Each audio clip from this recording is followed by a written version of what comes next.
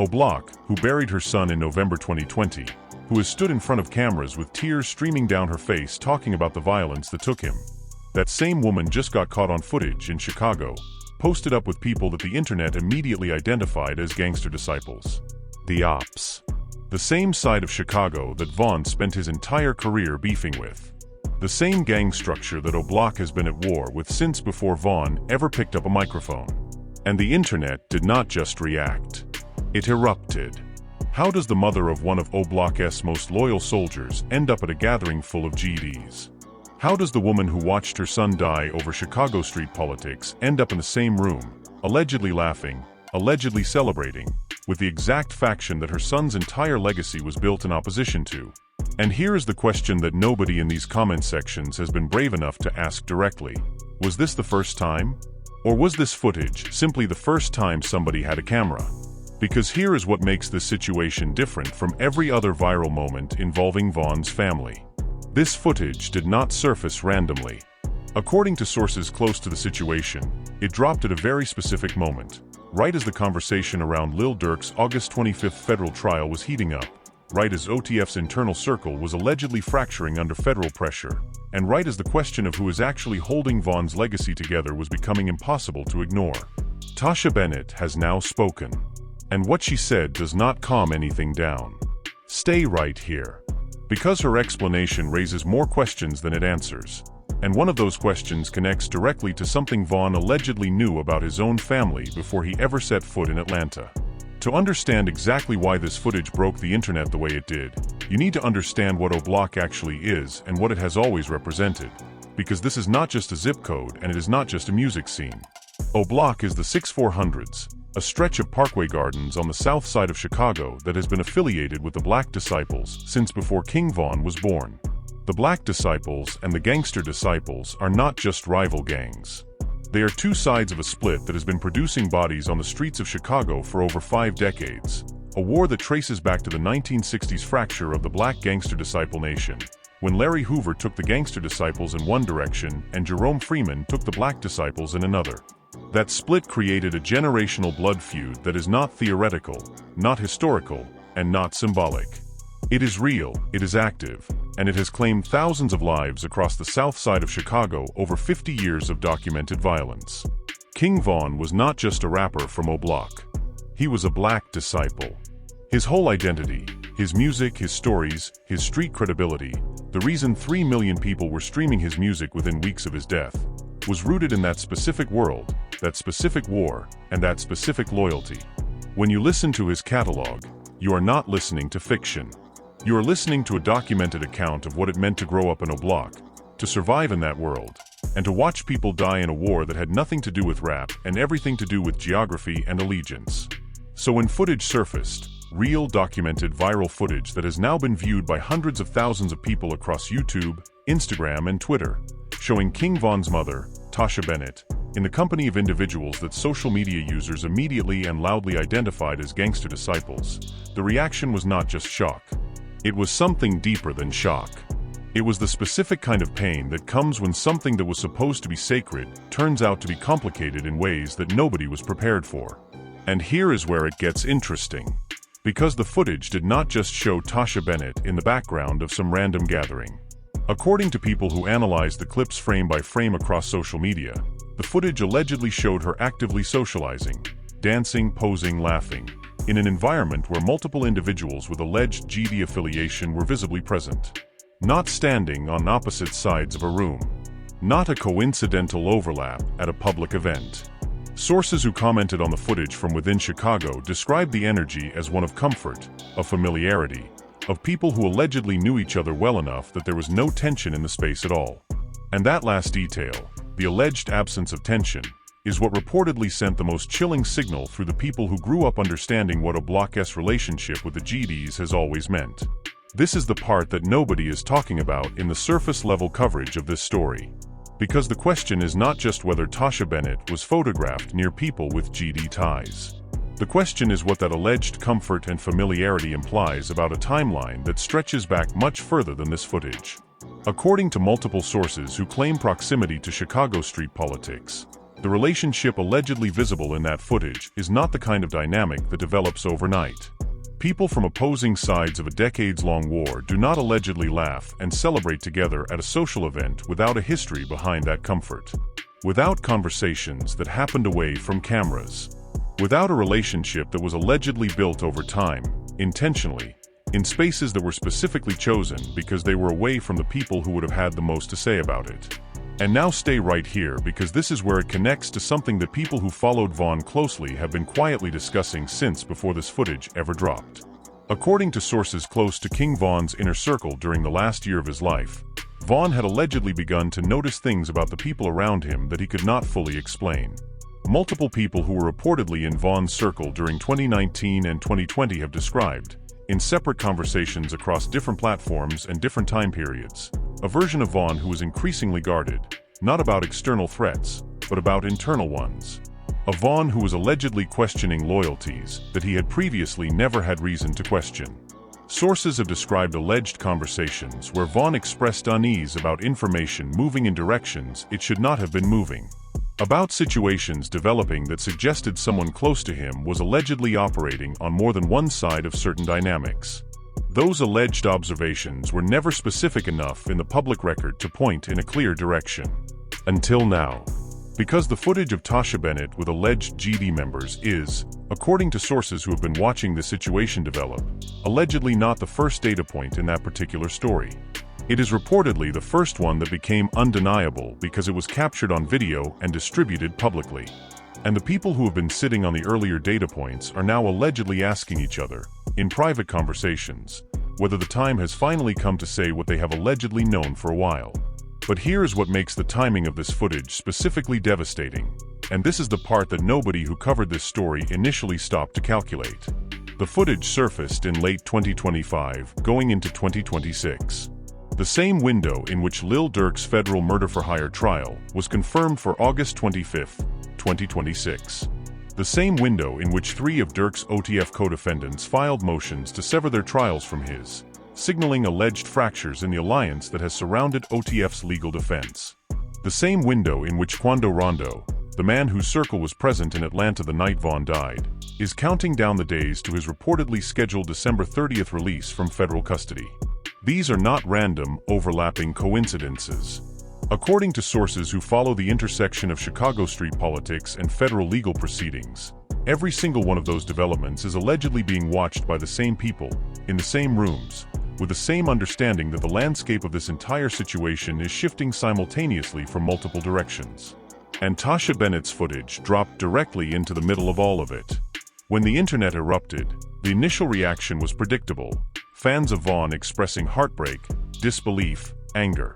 Comment sections filled with people calling it the ultimate betrayal. People who had watched Tasha stand at Vaughn's grave, who had seen her cry at his memorial, who had watched her speak about her son's legacy with what appeared to be complete sincerity. Those same people were now looking at footage that allegedly told a very different story about who Tasha Bennett had been spending her time with and under what conditions. The hashtags trended. The clips were shared millions of times. And the question that became unavoidable in every conversation was the same one. Did Vaughn know?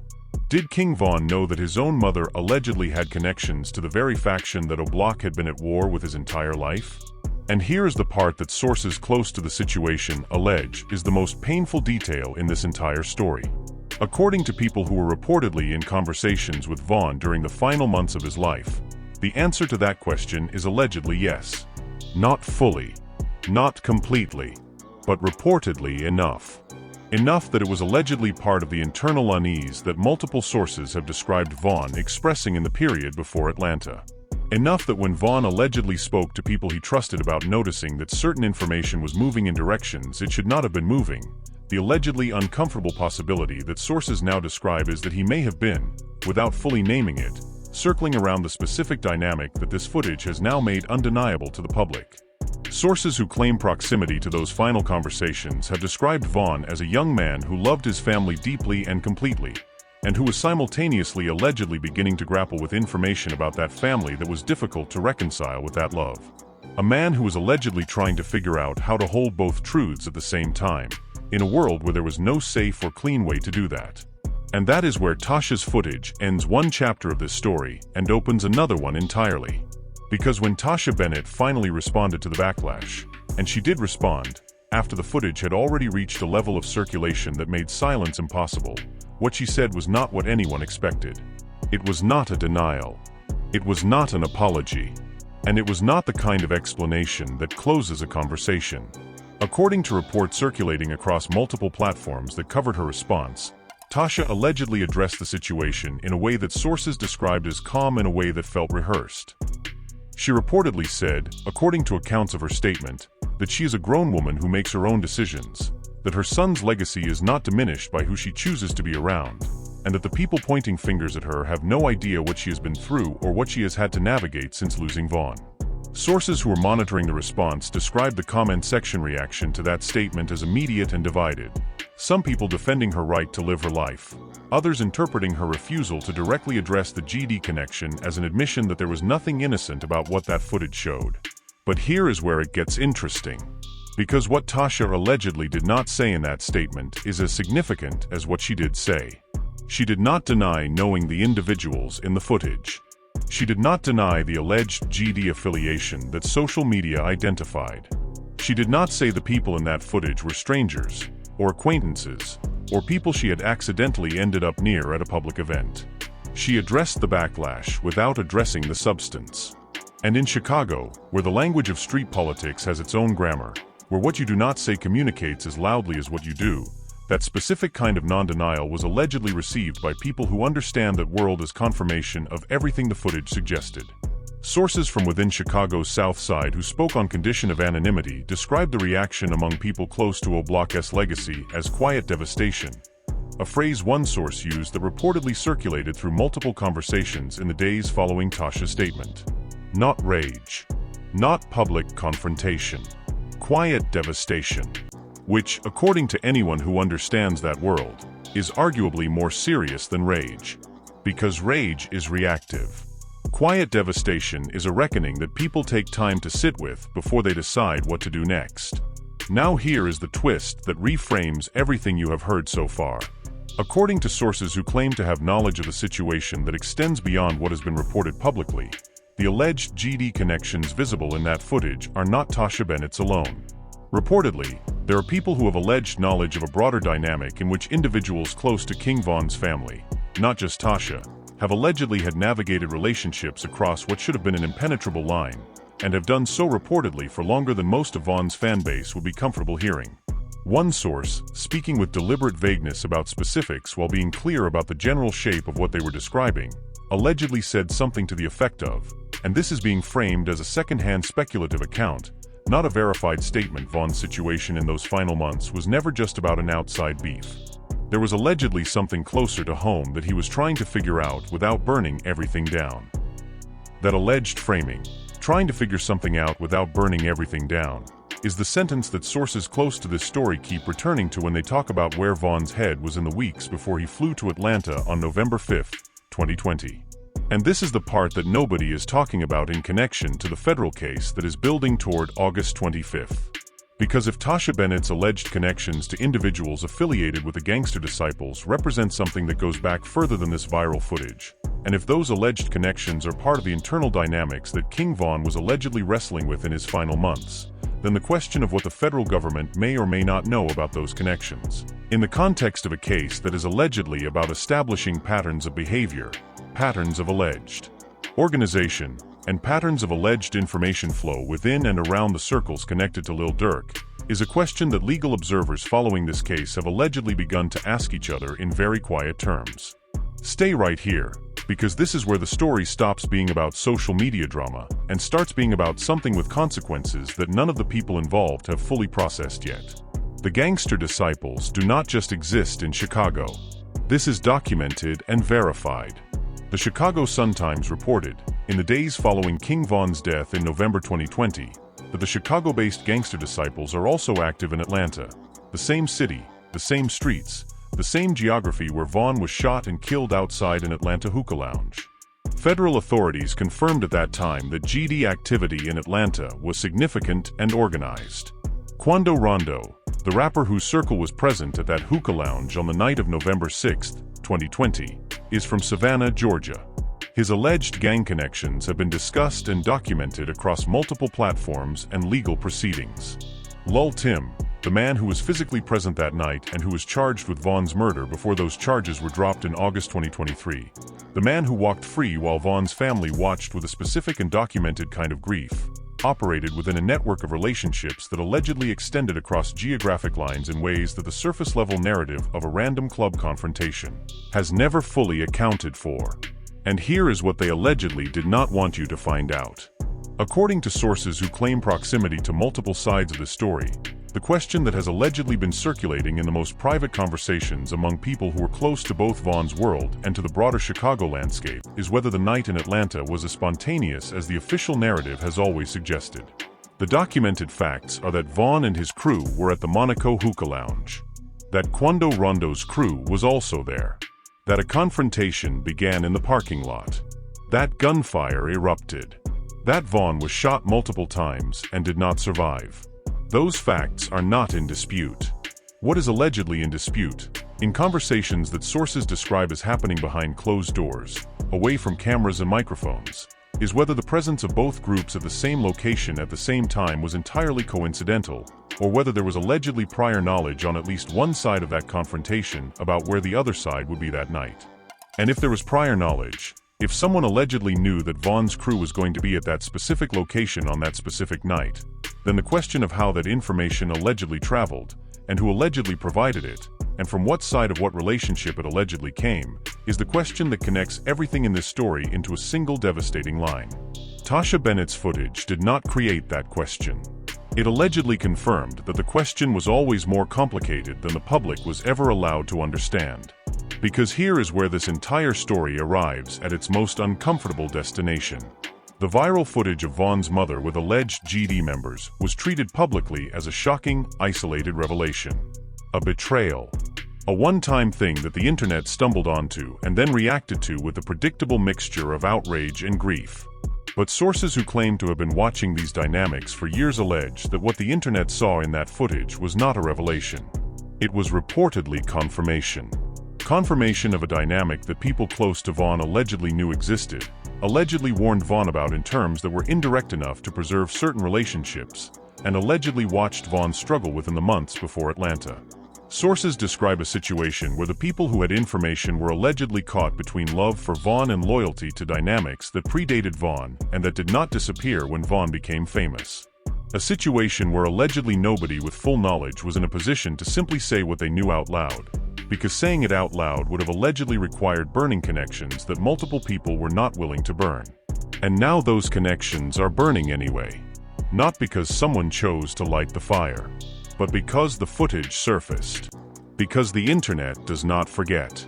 And because with Lil Durk's August 25th trial approaching, with 3 OTF co-defendants allegedly quietly repositioning their legal strategies, with Quando Rondo counting down to his December 30th release, and with Lul Tim walking the streets as a free man while the charges against him for King Vaughn's murder sit in the archive of a case that was never fully resolved in the eyes of anyone who loved Vaughn. The pressure on every piece of this story is building simultaneously toward a moment of reckoning that nobody can fully predict and nobody can fully control. The question that this footage raises, the one that no statement from Tasha Bennett, no comment section debate, and no viral reaction video has come close to answering, is not whether she had relationships with people affiliated with the gangster disciples. The footage, and her response to the footage, has allegedly made that question largely rhetorical at this point. The question that matters, the question that sources close to this situation allege has been the real question all along, is whether those relationships existed before November 6, 2020. And if they did, who allegedly knew about them? And if certain people allegedly knew about them, what role that alleged knowledge may or may not have played in the sequence of events that led King Vaughn to that parking lot in Atlanta on the last night of his life? That is the question Tasha Bennett's statement did not answer. That is the question that sources allege certain people in Chicago are now asking each other in very direct terms. And that is the question that, depending on what surfaces between now and August 25, 2026, may or may not find its way into a conversation that happens not on social media, not on a podcast, and not in a comment section, but inside a federal courtroom in Los Angeles, in front of a jury, with consequences that cannot be undone once they are set in motion. This story is not over. It has not even reached its most critical chapter yet. And the people who know the most about what that chapter contains are, for now, still making the calculated decision to stay quiet. But silence has a cost. And in federal cases of this magnitude, the cost of silence has a way of eventually exceeding what any one person is able to pay alone. Now here is where you need to pay attention, because there are three things that are still completely unresolved in this story, and every single one of them is moving right now. The first is what happens between now and August 25th inside the federal proceedings surrounding Lil Durk's murder-for-hire case. Specifically, whether any of the three co-defendants who filed motions to sever their trials have been in conversations with prosecutors that have not yet become public. The second is what Quando Rondo does and says when he walks out of federal custody on December 30th, 2026, and whether the years he spent behind bars gave him clarity about what happened in Atlanta or gave him new motivations that nobody on the outside has accounted for yet. And the third, the one that this footage has now made impossible to ignore, is what else exists in the documented history of Tasha Bennett's alleged connections that has not yet made it to the surface. Because sources allege that what the internet saw in that footage is not the entirety of the story. And the people who allegedly have the fuller picture are watching very carefully to see how the public processes what it has already seen before deciding how much more to let through. Subscribe and hit that notification bell right now, because every one of those three things is developing in real time, and when any of them breaks open further, this channel will be the first place that breaks it down completely. If this video made you think differently about this story, if it raised questions you did not have when you pressed play, hit the like button. Not as a favor to the channel, but because this story deserves to be seen by people who are willing to sit with uncomfortable questions instead of looking away from them. King Von deserves a fan base that is willing to follow the truth wherever it leads, even when it leads somewhere painful. Now drop your answer in the comments and be honest. One question. Do you believe Tasha Bennett's alleged GD connections existed before November 6, 2020? And if they did, do you think Von knew? Because those two parts of that question have very different answers. And the gap between those answers is where the real story of what happened to King Von has always lived. Some things that get buried do not stay buried forever. And some footage that surfaces does not just show you a party. It shows you a history that someone spent years hoping you would never see.